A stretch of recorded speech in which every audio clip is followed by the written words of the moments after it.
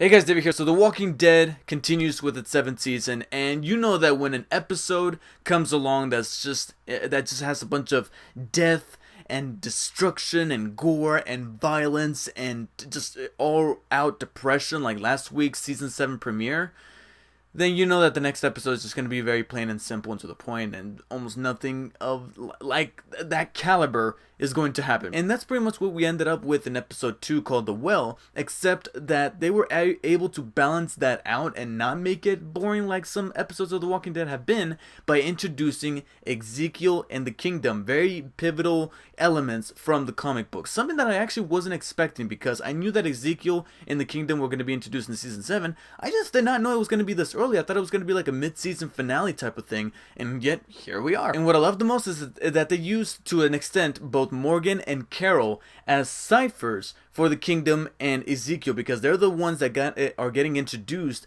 to this new environment, especially Carol, because she literally wakes up in the middle of it with Morgan already having a little bit of an experience and kind of some kind of introduction to the place beforehand. So Carol was the one that we kind of resonated with, saying, what the hell is this place? Because right from the get-go, you can tell that the tone of this episode was completely different from the season 7 premiere. Season 7 was all dark, just beginning to end dark, with a lot of death and gore and violence. This had almost none of that, except for a couple of interesting Walker kills, especially with that Walker getting his face sliced off like Sub-Zero in the latest Mortal Kombat game, where he just gets sliced off and you just see like the skull inside of it. But Carol was our way to kind of getting our impressions of this new town of the Kingdom, as well as its leader, King Ezekiel. Everybody's also happy-go-lucky. You got a farm, you got a choir, you got all this stuff, you got children singing, you got everybody agreeing, you like, hiding neighbor. And then you get introduced to King Ezekiel, who literally is in the theater, talking like he's in a theater play, with all this very elaborate enunciation of words. Welcome to the Kingdom. I am graced by your presence. And I'm like, this guy's a fucking cartoon. I mean, this is the guy that everybody was loving from the comics. I mean, I like him. He's got a very fun personality, but just not made for this world. And then he's got his right-hand man, Jerry, who's played by this actor, who I've seen him in so many other TV shows. He was actually recently in *Holland Catch Fire*, which is a show that I'm watching also on AMC. He's like, hey, yo, man, it's fruit time.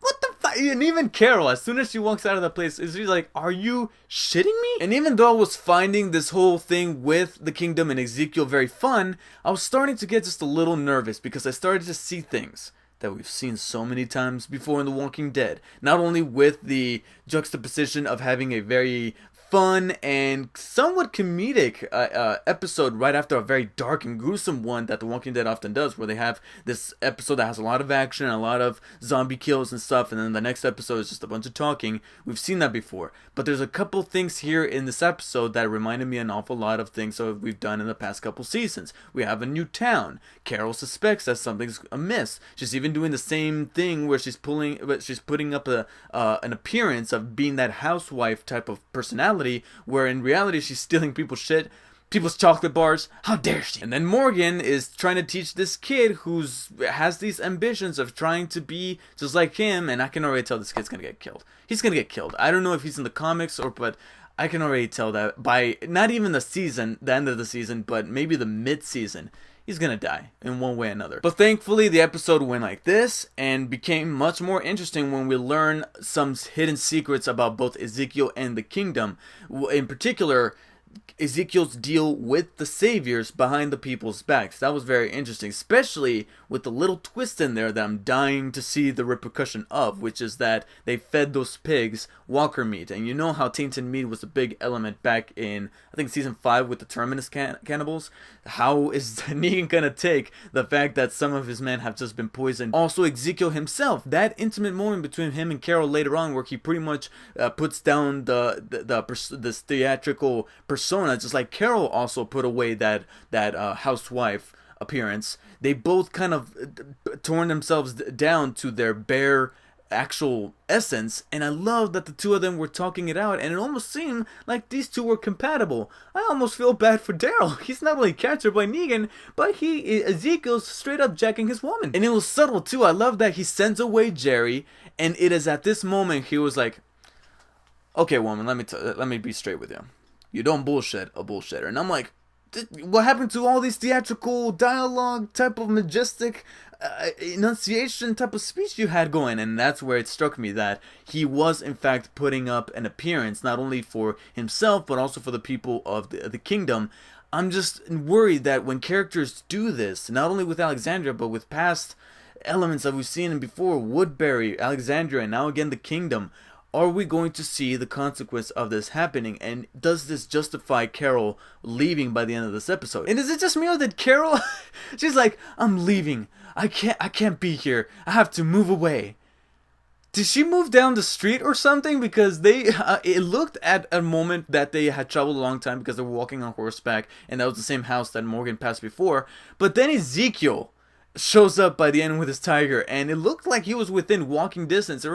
Carol reminded me of that punk kid who rebels against his parents. He's a little kid, he rebels against his parents, and he's like, I'm moving away.